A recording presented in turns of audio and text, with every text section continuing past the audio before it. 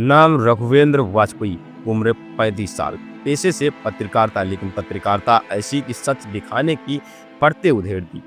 बता दें कि उत्तर प्रदेश के सीतापुर जिले में 8 मार्च 2025 को दैनिक जागरण के पत्रकार रघुवेंद्र वाजपेयी की निर्मम हत्या। दैनिक जागरण के पत्रकार रघुवेंद्र वाजपेयी की निर्मम हत्या ने एक बार फिर से पत्रकारों की सुरक्षा पर गंभीर प्रश्न चिन्ह लगा दिया है।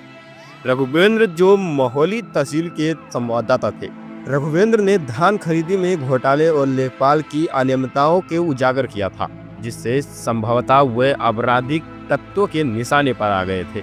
घटना के दिन लगभग 3 बजे के आसपास रघुवेंद्र को एक फोन कॉल आया, जिसके बाद रघुवेंद्र अपनी बाइक से सीतापुर जिला मुख्यालय की ओर रवाना हुए। लखनऊ दिल्ली हाईवे पर एक बाइक ने उन्हें पीछे से टक्कर मारी, जिससे वे जमीन पर गिर गए।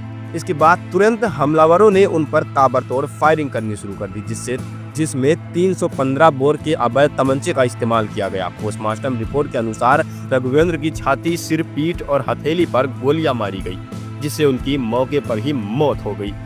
पहले तो इस बात की किसी को भनक नहीं लगी थी कि गोली मारी गई है, लेकिन जब पोस्टमार्टम रिपोर्ट सामने आया, लोगों के होश उड़ गए। पता चला कि इनको गोली मारकर हत्या की गई है।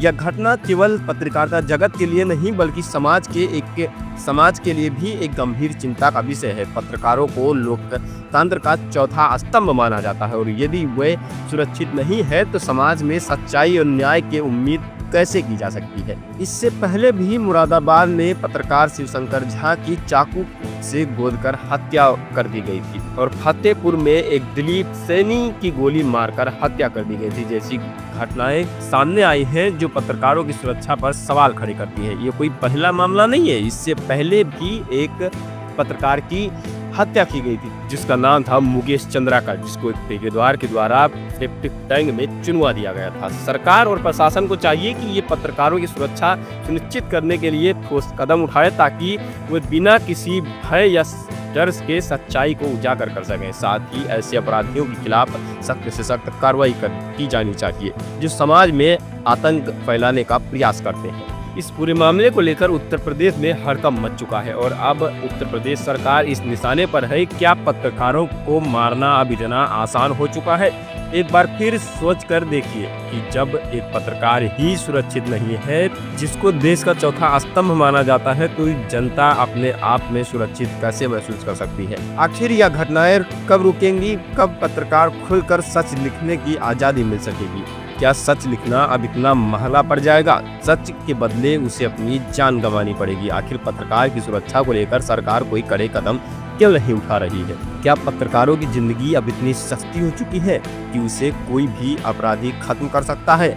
बता दें कि ये मामला बेहद गंभीर है। इस पर लगातार लोग सवाल उठा रहे हैं, लगातार लोग प्रशासन पर सवाल उठा रहे हैं, लगातार लोग डबल इंजन सरकार पर सवाल उठा रहे हैं। वाकई ये सवाल बेहद गंभीर है। ये कोई पहला घटना नहीं है। इससे पहले भी कई पत्रकार मारे जा चुके हैं, कई पत्रकार मारे जाएंगे अगर ऐसी ही घटनाएं सामने आती रही तो, क्योंकि ये घटना बेहद गंभीर है। इसके पहले भी जब मुकेश चंद्राकर पत्रकार की हत्या हुई थी, जो एक रोड के घोटाले को जिन्होंने दिखाया था, उनके भी बारे में जब ये घटनाएं हुई थी, तब भी सरकार ने कहा था कि इस पर ठोस कदम उठाए जाएंगे, लेकिन अब तक शायद कौन सी कदम उठाए गए कुछ पता नहीं है। क्योंकि जब ऐसे हमलावर हमला करते हैं तो लगातार पत्रकारों को ही निशाना बनाया जाता है। जैसे ही कोई पत्रकार सच लिखने की, सच दिखाने की जुनून, कुछ सच करने की कोशिश करता है, तो उसके खिलाफ कुछ यही सामने होता है, और आज भी यही हुआ। आखिर क्या मिला? 4 गोलियां।